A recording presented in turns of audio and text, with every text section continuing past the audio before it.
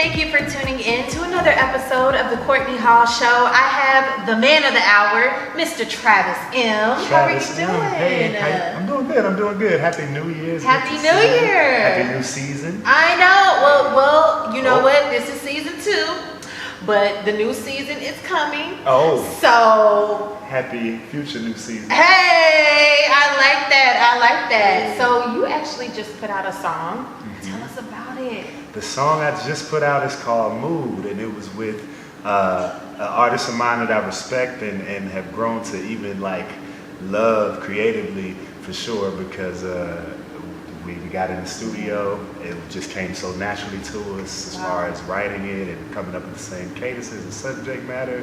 Again, the song is called Mood, featuring Miracle, and produced by my producer and engineer, Koala Cool. Mm-hmm. And it was inspired by Erykah Badu and Andre 3000, actually. They have a collaboration called Hello.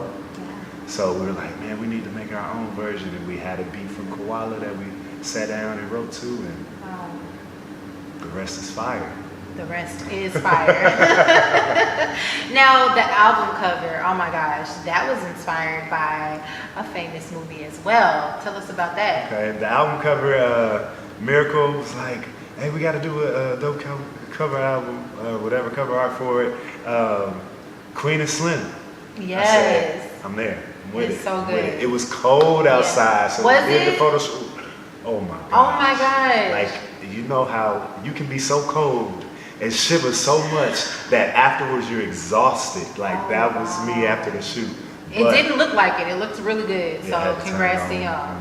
Yeah. I was like, oh, okay. I thought it was summertime outside. Old school car, right? You know? Yeah. So, I mean, how did you come up with the song?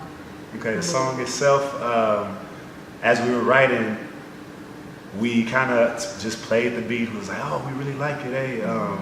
And we just kind of went into our own zones. And it's important to me, anyways, creatively, for you to be able to work with somebody, but also be able to have that time where y'all can shut each other out and go to your pad and do what you do. So I just wrote from my own perspective. The song is, the hook is, are you in the mood for me? So the way we came about it was, I'm writing my perspective as me talking to almost a long lost lover.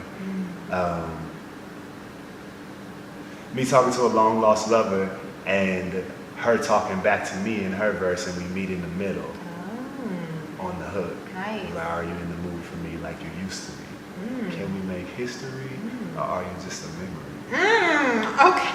And that's the hook. Yeah. I don't know if I should snap or clap. I love it. Yeah, So fun song. you do music, and then you also cheer as well.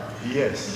So how did that all like come about? Like, what made you switch over to doing music, or were you doing music to begin with? So, my love for music and me loving to do backflips both goes back to almost before I can remember. I can say that me doing backflips predates my music career, because I don't remember learning how to do backflips. I just remember knowing how to do them, and then in middle school getting better, and then choosing to progress. And as I got to college, I wanted to be able to keep doing flips and get paid, like scholarship, to do it every day. Yeah, I'll take it. Right. Yeah, I'm gonna do it. Yeah. So since then, cheer has kind of like just not stopped providing me great opportunities to travel the country. I staff in California. I announced that cheer competition because, you know, my love for the microphone did have to come back. Yeah. But I announced that competitions across the country. So it's so much fun. I'm going to California soon to do it. Wow, that's so awesome. Yeah, that's so awesome.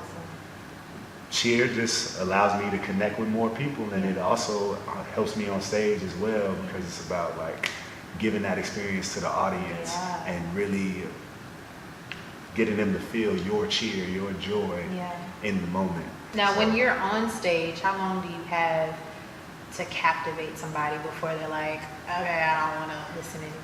Like, you gotta come right out. Okay. You gotta come right out with it. You can't waste no time. Okay. The first track you choose as an artist, it's an attention grabber. You have to get them right off the bat. Sometimes I don't even I don't even introduce what I'm talking about. I just get right into it to get their attention. Yeah. I actually have an introduction rap that I use over and over as well. So depending on the set, depending on the environment, whether I have a live band or not, that's going to determine how I start my show.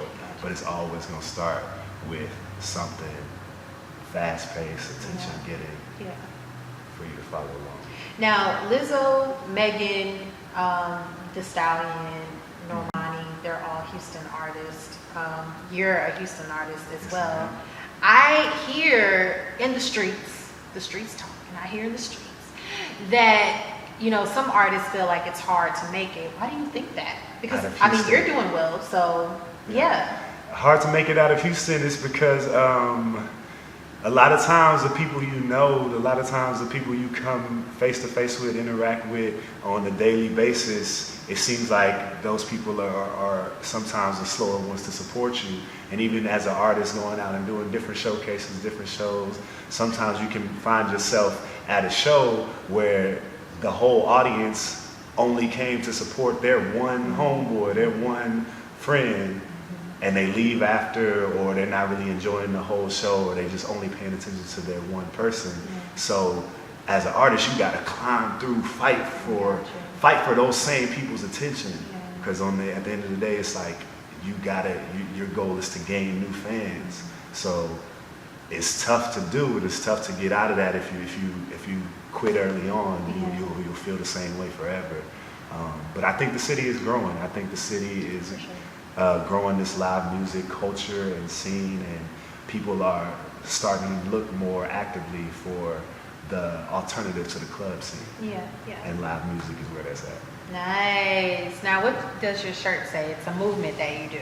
My shirt says "No Love," K-N-O-W, love with the peace sign in the middle. Yes. Solar Sounds is my production company. We put on events throughout the city monthly, and I host a show weekly and stuff like that. So Solar Sounds is a movement, a brand for independent artists to help get their branding off the ground when they first start off. We provide graphic design, cover art, mixing and mastering, and videography as well.